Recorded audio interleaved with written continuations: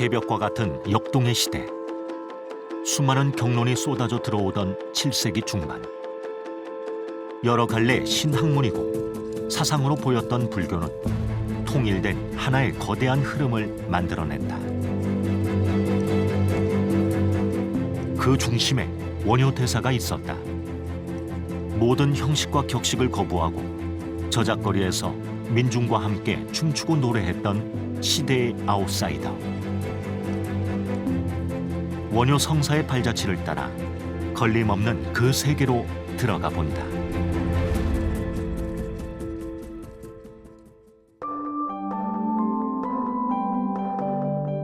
신라 불교의 중심지 경주 황룡사 터다. 일찍이 신라가 가섭불의 나라였다는 신라의 확신. 신라의 불국토 사상이 현실로 구현된 신라 불교의 상징이고 성역이다. 바로 이곳이 신라의 서라벌 수도 한복판입니다. 황룡사지, 이름만 해도 거창하지 않습니까? 이곳이 바로 황룡사의 구심인 중검당입니다. 중검당이라고 하는 것은 1장 6척, 즉 4m 80 정도 되는 주불이 있고 좌우에 협시불이 있으며 그 좌우에 제자상 10불이 또 있습니다. 이 주춧돌로 볼 때 주춧돌이 10개나 되는 것으로 보아서 9칸 정도의 전각에 5층 이상의 중청 대법당이었다는 사실을 추정해 볼 수가 있습니다. 황룡사를 배경으로 수많은 선지식들이 등장했고 한국 불교의 도도한 흐름을 이어갈 신라 불교가 힘을 얻게 된다. 금당에 모셔진 장육 존상과 협시불이 모셔졌던 좌대는 자연석을 평평하게 다듬고 불상의 발이 들어갈 수 있도록 홈을 팠다. 고정시켰던 흔적도 엿볼 수 있다. 진흥왕 때 국찰 황룡사를 짓고 자장율사의 건의로 선덕요왕 때 구축 목탑이 세워졌다. 구축 목탑을 감상하고 너른 황룡사지를 한눈에 조망할 수 있는 역사 문화관이 있다.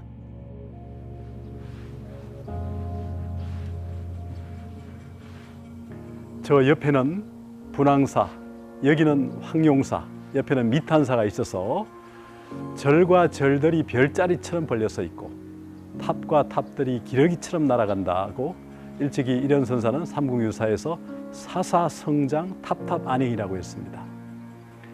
이렇게 신라 수도 한복판에 이렇게 큰 국가 대찰이 자리에 있다는 것, 그리고 이것을 중심으로 신라인들의 마음을 하나로 모았다는 것, 그리고 이것이 신라의 국력으로 발휘되었다는 것, 이런 것들이 신라의 상징이자 황룡사의 자랑이 아닌가 하는 생각이 듭니다. 저 구청 목탑을 한번 상상해 보십시오. 얼마나 장대합니까? 서라벌 한복판에 우뚝 솟은 구층 목탑은 신라의 자존심이고 구심점이었다. 고려말 몽골의 침입으로 불타기 전까지 나라를 위한 백고자 법회가 이어졌다. 구층 목탑에는 불심으로 나라를 지키겠다는 호국 의지와 발언이 담겨 있다. 이웃 나라의 시달림을 막기 위한 것으로 각 층은 일본과 중화는 물론 말괄과 예맥 등 주변국을 상징했다. 부처님의 위신력에 의지한 신심의 탑이고 신라 통일의 발원탑이다. 아마도 신라인들의 이 신앙심이 아마 이 거대한 목탑을 만들었다고 생각됩니다. 마치 수미산을 방불케 하는 그런 전각입니다. 이 탑 앞에 서면 부처님의 진신사리가 모셔 있다는 생각에 절로 합장을 하고 공경을 하지 않을 수 없을 겁니다. 기둥은 베을림 기둥에 지붕과 공포가 있고 이렇게 구층을 이렇게 난간을 따라서 올라갔다고 생각해 보십시오. 이렇게 장대하고 아름다운 목탑이 못 하나 쓰지 않고 이렇게 이곳에 서 있었다는 것, 그리고 신라인들의 그 마음 한복판에 마치 수미산처럼 우뚝 솟아 있다는 것. 이것이 바로 고대 신라인들의 그 신앙심의 결정체이고 믿음의 열망이 얼마나 높았는가를 알 수 있는 어떤 그런 상징이라고 느껴집니다. 저마다 불심을 증장시키고 가꾸듯 645년에 완성된 구축 목탑은 여러 차례 중수를 거치며 장엄되었다. 신라의 구심점이었던 황룡사 구축 목탑은 서랍을 어디에서나 보였다. 황룡사를 중심으로 처처 곳곳에 수많은 도량이 생겨났고 사찰마다 기라성 같은 선지식들이 주석했다. 불심으로 응집된 신라인의 기상은 삼국 통일의 위협을 이루어냈다. 한국 불교도 신라 불교를 모태로 계승 발전해왔고 그 흐름을 이어가고 있다.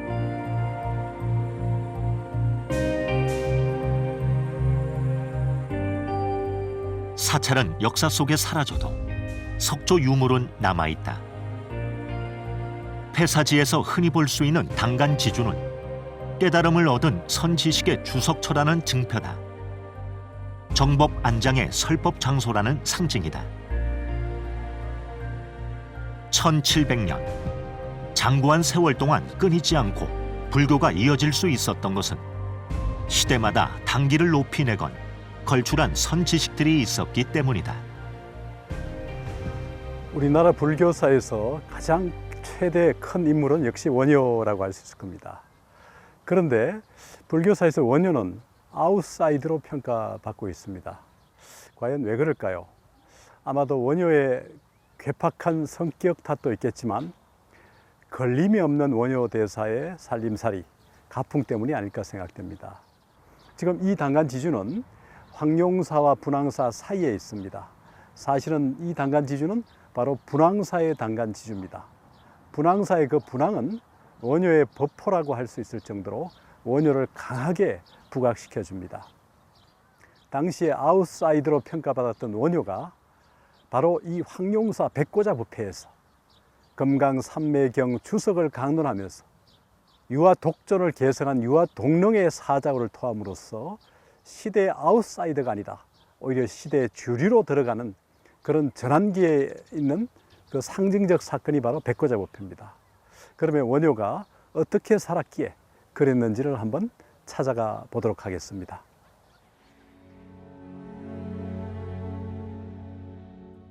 황룡사에 이어 신라의 국찰로 세워진 분황사는 당대 신라인들에게 새벽이라 불려졌던 원효대사의 성지다. 지금은 모전탑 일부만이 남아 분황사의 옛 영광을 말해주고 있다. 신라가 불교를 공인하고 100년쯤 지난 뒤 한국 불교 최고의 인물이 혜성과 같이 나타난다. 원효대사다. 이곳 분황사는 원효대사가 가장 오랜 시간 동안 머문 곳이라고 해서 원효대사의 법포를 분황이라고 불리게 된 그런 인연 있는 사찰입니다. 젊은 시절에 고선사를 중심으로 활동했던 원효대사는 중만년 이후에 이곳 분황사에서 많은 저술, 그러니까 백여부 240여 권의 저술을 했습니다. 그 저술 도량이 바로 이곳 분황사입니다. 그러면 원효대사가 이 사찰에서 어떻게 살았고 어떤 생각을 하고 살았는지에 대해서 한번 조망해 보도록 하겠습니다.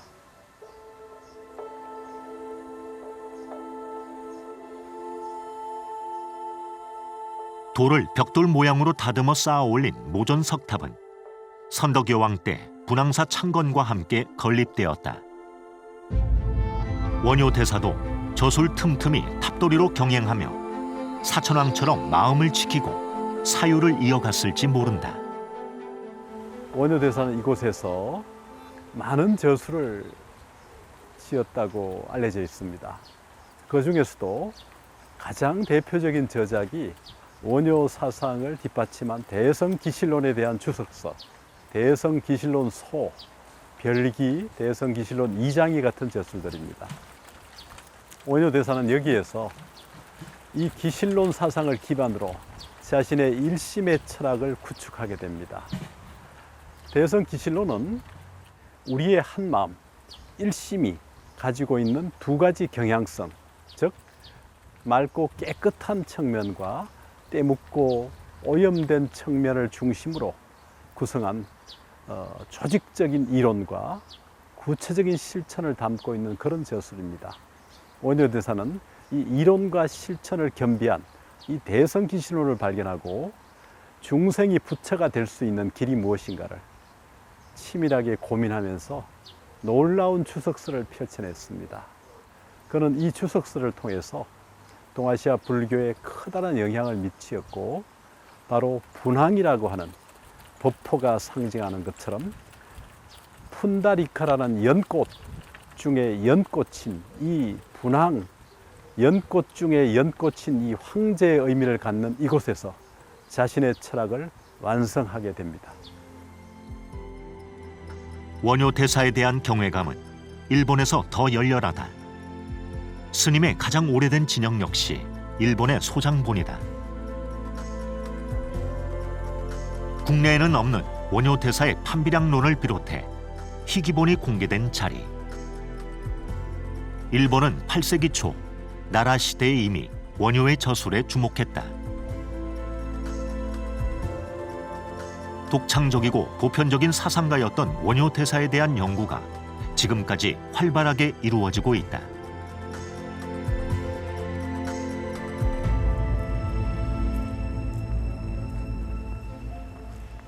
이곳이 바로 원효대사의 비가 서인 곳입니다. 아니, 비대석이라고 하죠. 이 비는 고려시대 숙종 때 의천대사의 주청에 따라서 원효대사에게 내려진 대성 화쟁국사라고 하는 비가 세워진 바로 이곳입니다. 비시는 역시 일부만 남아있고 비대성만 있습니다. 여기를 보면 아시겠지만 지난 18세기 우리 검석학의 대가였던 추사 김정희 선생이 여기 와서 바로 이곳이 원효대사의 비가 서 있던 곳이라는 글을 여기 지금 새겨두고 있습니다. 원효대사를 분황이라고 하는 그 이유도 바로 이 분황사의 이 비 때문이기도 하면서 동시에 이곳이 원효대사의 지필 성지였기 때문에 원효대사의 법포를 분황이라고 부르는 것이죠. 이 우물은 분황사 석정이라고 알려져 있습니다만은 삼국유사에 보면 화룡 변어정이라고 하는 우물입니다. 나당연합군의 관계가 틀어져서 당나라가 수십만을 데리고 신라를 쳐들어 오려고 할 때 사천왕사에 머물던 명랑대사가 이 위급함을 이겨내기 위해서 바로 이곳에 있는 물고기를 용으로 만들어서 당나라의 침공을 막아내려고 했던 그런 유서 깊은 우물이기도 합니다. 이 석정이 지금 원형에 가장 가깝다고 얘기하는 팔각으로 이렇게 남아 있습니다. 현재는 이렇게 막혀 있지만 당시 이 신라의 국찰이었던 분황사의 대중들이 먹고 살 수 있는 그런 우물이라는 의미에서 아주 유서 깊은 그런 유적이라 할 수가 있습니다. 국찰의 위상을 드날리던 분황사는 임진왜란을 거치며 현재의 규모로 축소되었다.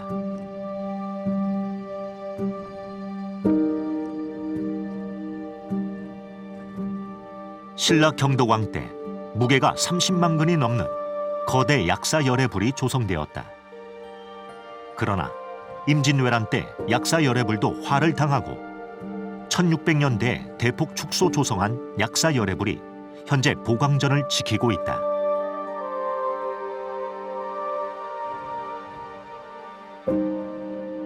분황사의 또 다른 전각의 주인이었던 원효대사.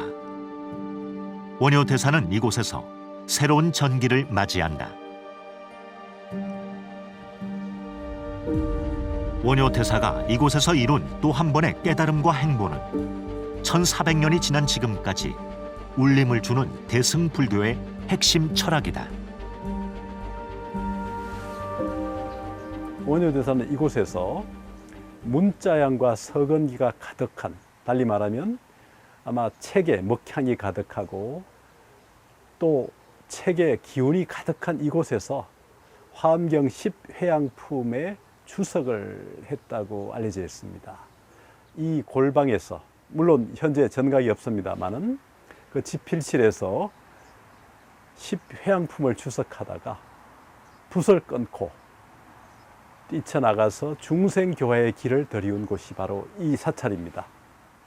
우리가 말하는 민중과 만날 수 있는 그런 첫 출발지가 바로 이곳이었다는 것으로 상징되는 곳이죠.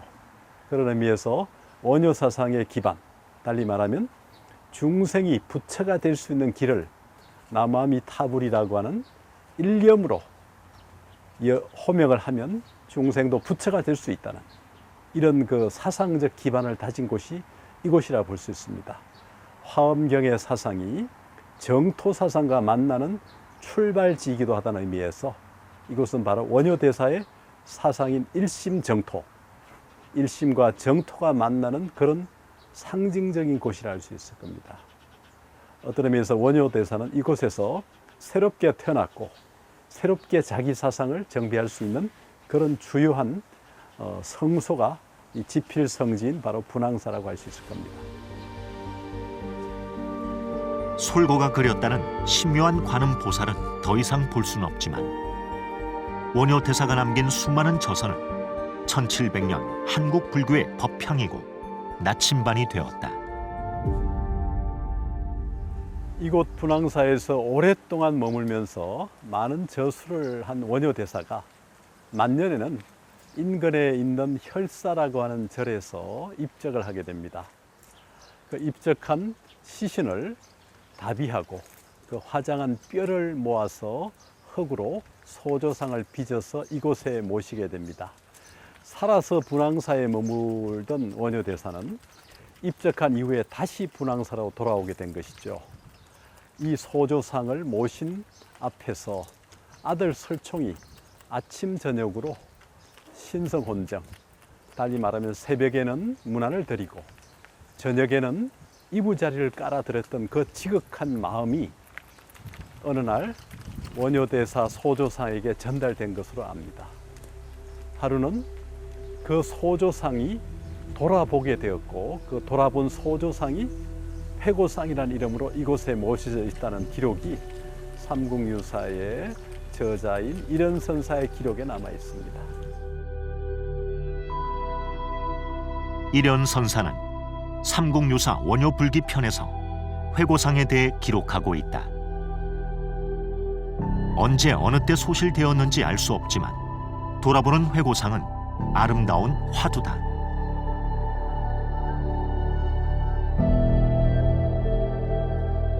원효대사는 왜 설총을 돌아본 것일까? 세속의 부자지정이 아니라면 그는 무엇을 돌아본 것일까? 그렇다면 원효대사는 어떻게 아들을 두게 되었을까요? 원효대사와 요속공주의 사연이 깃든 곳 월정교다. 신라의 불심이 응집된 남산과 서라벌을 이어주는 문청교가 있던 곳이다.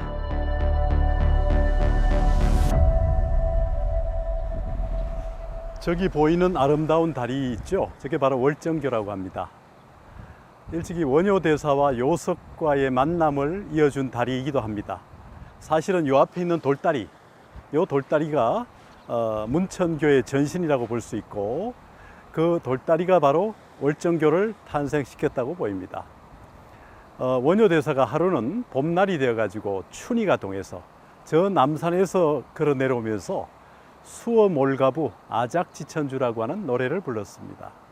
이 노래는 바로 시경의 빈풍편에 나오는 벌가시를 패러디한 노래입니다. 누가 자루 없는 도끼를 내게 주겠는가? 내가 하늘 떠받칠 기둥을 깎으리. 이런 상당히 좀 망측한 또는 괴상한 노래를 불렀다는 것이죠. 그런데 이 노래가 저자거리의 회자가 되면서 신라 무열왕의 기회까지 들어갔다는 겁니다. 무열왕은 원효대사가 바로 귀부인을 얻어서 훌륭한 후손을 낳고 싶어 한다는 얘기를 알아듣고 사신을 보내서 마침 남산에서 내려오는 원효대사를 이 다리 문천교에서 만나게 됩니다. 원효대사 스스로가 문천교 다리 밑으로 빠졌다고 얘기도 합니다만은, 그래서 원효대사는 옷을 말리기 위해서 그 옆에 있는 요석궁에 들어가서 사흘 동안 요석과 인연을 맺었던 것으로 보입니다. 그러면 원효대사가 불렀다는 잘 없는 도끼, 과연 무엇을 말할까요? 그리고 도끼는 과연 또 무엇을 말하는 것일까요? 원효 대사의 파괴로 신라의 3대 문장가이며 시편의 한 사람인 설총이 태어나게 된다. 하늘 떠받칠 기둥은 설총이었을까?